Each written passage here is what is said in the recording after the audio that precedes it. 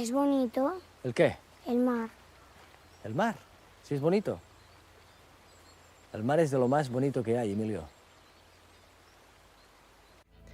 Emilio fue uno de esos niños a los que Antoni Benaigues, un maestro rural, les prometió ver el mar.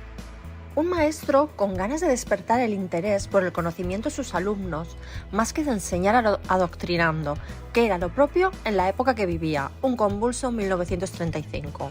Un joven que había llegado desde Montroig del Camp, Tarragona, a una escuela pública de Bañuelos de Bureba, un pequeño pueblo de la provincia de Burgos.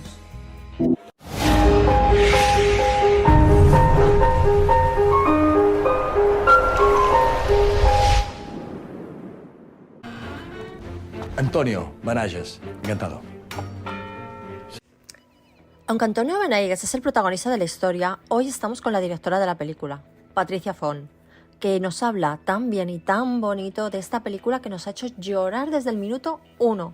Y es que nos ha tocado huecos del alma muy profundos.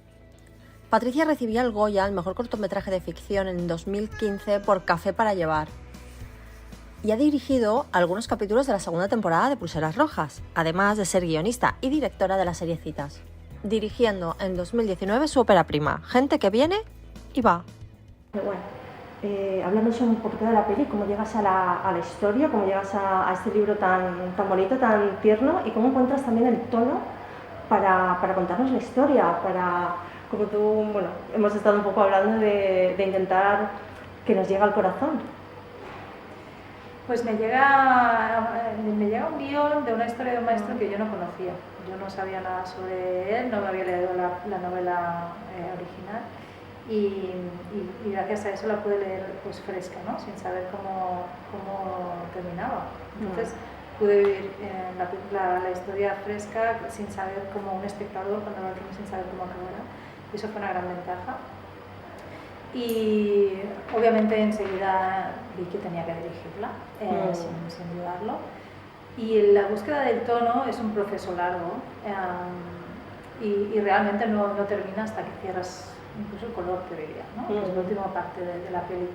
Pero sí que a nivel dramático para mí era importante, teniendo en cuenta que esta historia contenía elementos tan dramáticos y lacrimógenos de por sí, de base, sin hacer nada.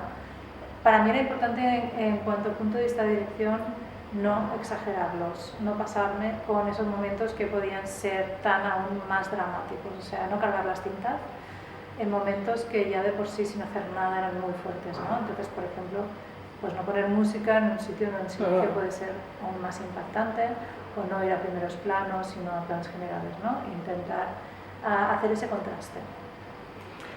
La historia nos habla de dos tiempos, o sea, pasado y presente, pero lo hace también para hablarnos de temas muy universales, como son el amor, el legado de nuestra familia, el legado en general, y algo muy importante que es la memoria. Pero no solo la memoria histórica, la memoria de nuestros padres, sino estos silencios de los que no se habla, o sea, la memoria que no tenemos, o sea, esos dos puntos. Eso es lo que intentamos, lo que se intenta explicar con la interacción de estas dos tramas, es también intentar transmitir cómo se hereda el olvido, ¿no? En qué se convierte en este personaje que es el abuelo de Ariadna, que nunca habla, que no quiere hablar del pasado porque le duele. De alguna manera es el que nos está dando el mensaje de la historia, ¿no? De que hay una herida transgeneracional que hemos heredado de nuestros abuelos, de nuestros bisabuelos, que por eso nos toca aún de cerca, no es tan lejana, que es que ellos han vivido estas historias y nos las han transmitido, ¿no? En casa. En esta peli está metido en un contexto de tabús, de silencio. No todas las casas han sido así y otras sí han sido así. Hay mucha gente que no habla de esa época, que vivió esa época y no ha querido hablarla, y hay otros que sí. Entonces, era importante, la trama del presente nos servía sobre todo para hablar de la vigencia de esta trama del pasado, cómo aún la tenemos en nuestro día a día, cómo la hemos heredado, a la vez que aún hay cuerpos por exhumar, con lo cual aún hay heridas aún abiertas que no se han cerrado. Es terrible. Estoy buscando a mi bisabuelo, Bernardo Ramírez. Todo el país está lleno de fosas. En todas partes se llevan a cabo ejecuciones. No pierdas la esperanza. Esperanza tengo, porque no tengo tiempo.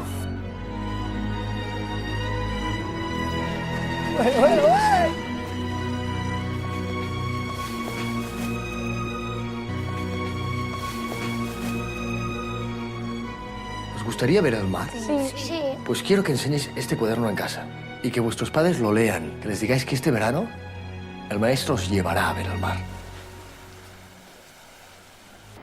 Hay una cosa que me gusta mucho que es la simbología del mar. O sea, parece algo muy tópico, pero es real que una persona va a fallecer o en sus últimas voluntades un viaje al mar. Quiero ver el mar, quiero conocer. ¿Qué tiene el mar que nos atrae tanto? Claro, imagínate, ¿no? En esa época que viajar era una odisea, ¿no? Viajar desde Bañados de Bureba al mar. Estos niños nunca lo habían visto y eso era verdad. El hecho de que esto sea verdad no nos lo hemos inventado, esto sería ficción. Normalmente lo escribes en un guión y te dicen que es muy poético, pero esto es real, ¿no? Este maestro hizo esta promesa real y de hecho sabemos que la familia tenía en casa, en Montreux del Camp, la casa de la playa preparada para alojar a los niños en ese verano. Esos niños cuando hablaban del mar, ese cuaderno cuando al final hay unos escritos que lee Ariadna, son reales, no nos lo inventamos tampoco.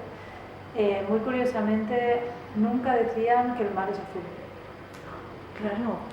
Nunca, en ningún escrito, en ningún cuaderno sale que el mar es azul, porque todas eran suposiciones, claro, pero nunca lo habían visto. Qué bonito, me gusta mucho lo del mar también por esto de que decía Karen, la de Memorias de África, que el mar, bueno, el agua salada, las lágrimas, o el mar como que nos quitaban las penas o algo así, entonces también como que se lleva lo malo.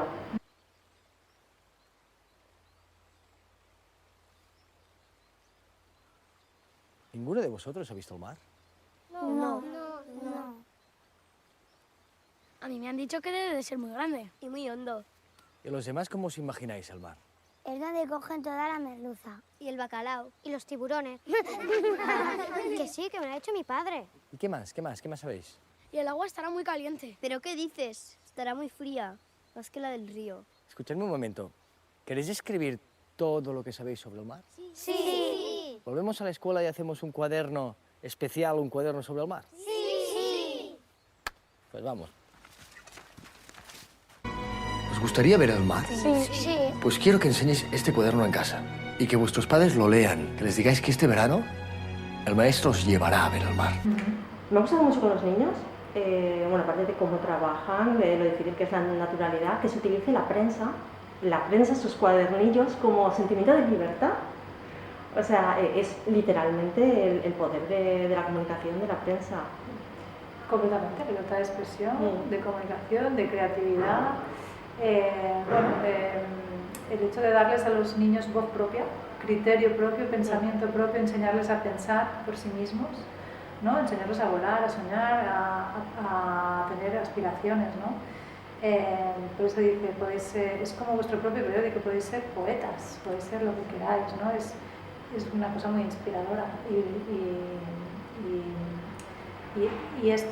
el hecho de que, y no solo esto, sino que además es lo primero que se llevan, ¿no? Y que queman cuando llegan los falangistas, queman todos los cuadernos, queman la imprenta, que es, bueno, no solo es real, sino que es un símbolo de lo que empezaba en ese momento, que era, bueno, toda esa censura a todos niveles, cultural y de pensamiento. Totalmente. Enrique está apoteósico, o sea, es que lo estás viendo, se le iluminan los ojitos a él, se te iluminan a ti viéndoles y transmite magia, o sea, magia. ¿Cómo ha sido el rodaje con él, su interacción con los niños para generar esta confianza, este buen rollo?